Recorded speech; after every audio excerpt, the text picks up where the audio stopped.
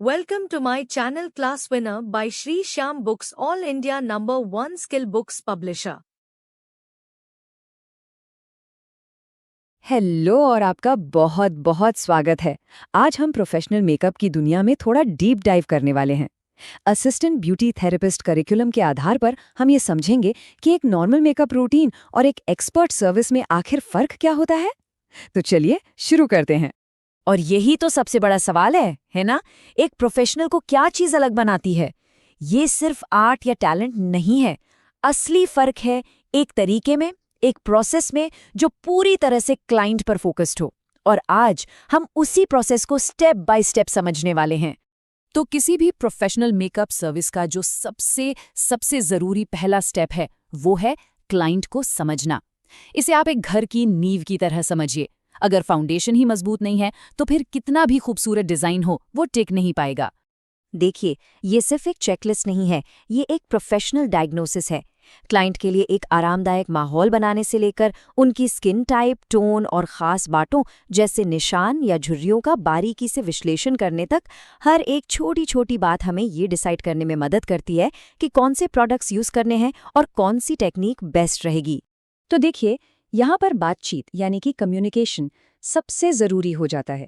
ये जानना कि क्लाइंट आमतौर पर किस तरह का मेकअप इस्तेमाल करता है, इससे हमें काफ़ी अंदाज़ा लग जाता है। लेकिन सबसे ज़रूरी सवाल है एलर्जी के बारे में। सेफ्टी हमेशा सबसे पहले आती है, और एक अनचाही रिएक्शन न सिर्फ लुक बल्कि पूरा दिन खराब कर सकती है।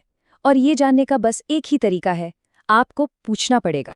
ये एक बहुत ही ज़रूरी शब्द है, कॉन्ट्रा इंडिकेशंस। इसका मतलब है वो मेडिकल कंडीशंस जहां मेकअप लगाना क्लाइंट के लिए नुकसानदायक हो सकता है। एक प्रोफेशनल ब्यूटी थेरेपिस्ट के लिए इन्हें पहचानना और ज़रूरत पड़ने पर सर्विस से मना करना एक नैतिक जिम्मेदारी है। ये सीधे सीधे क्लाइंट की सेहत का सवाल है। और ये तस्वीर साफ दिखाती है कि मामला कितना गंभीर हो सकता है। खुले घावों, इन्फेक्शन या गंभीर स्किन कंडीशन पर मेकअप लगाने से हालत और बिगड़ सकती है। एक प्रोफेशनल की जिम्मेदारी खूबसूरती से पहले हमेशा क्लाइंट की सेहत की रक्षा करना है। तो ठीक है, क्लाइंट की सेफ्टी तो हमने पक्की कर ली।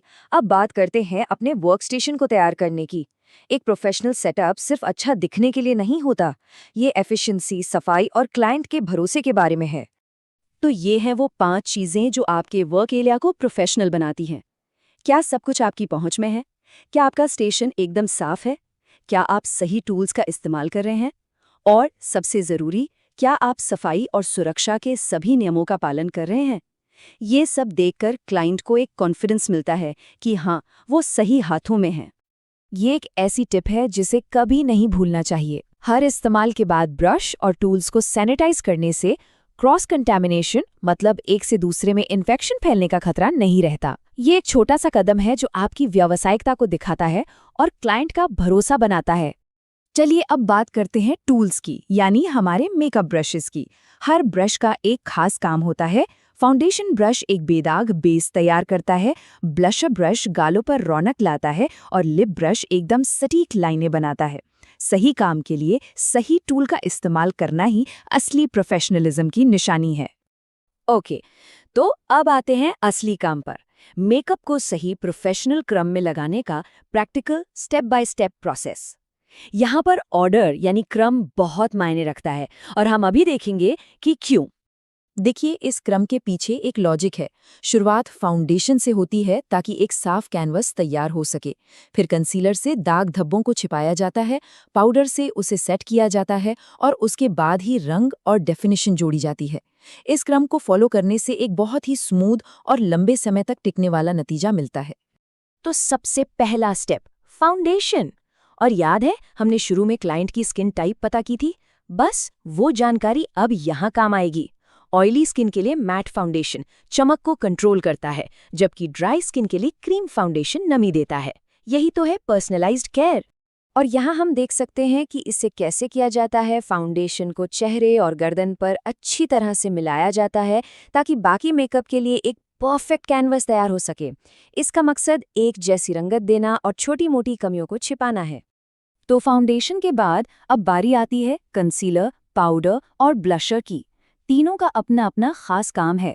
कंसीलर खास जगहों जैसे डार्क सर्कल्स या धब्बों को टारगेट करता है। पाउडर सब कुछ अपनी जगह पर सेट कर देता है और ब्लशर चेहरे को एक सेहतमंद, नेचुरल ग्लो देता है। आंखें अक्सर मेकअप का फोकल पॉइंट होती हैं। आईलाइनर लैश लाइन को डिफाइन करता है, जिससे पलकें घनी लगती हैं। वहीं आई शैडो का इस्तेमाल गहराई, डायमेंशन और रंग जोड़ने के लिए होता है, जिससे आंखें सच में उभर कर आती हैं। और आखिर में आते हैं होंठों पर। लिप पेंसिल का इस्तेमाल करके एक साफ आउटलाइन बनाई जाती है।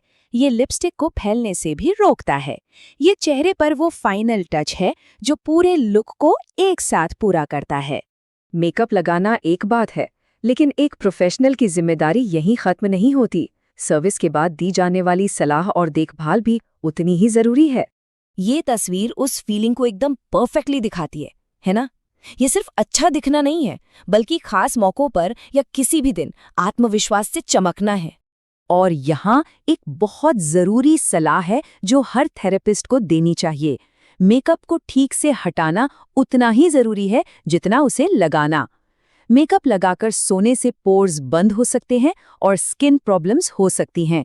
तो सही देखभाल ही स्वस्थ त्वचा की कुंजी है। मेकअप हटाने के कई असरदार तरीके हैं। वाइप्स सफ़र के लिए बेहतरीन है।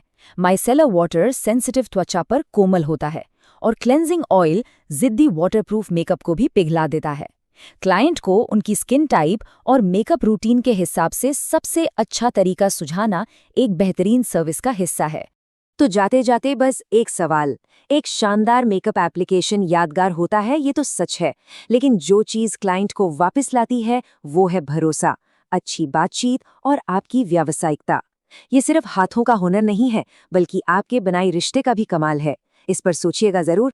Thanks for watching. Don't forget to like, comment, share, subscribe.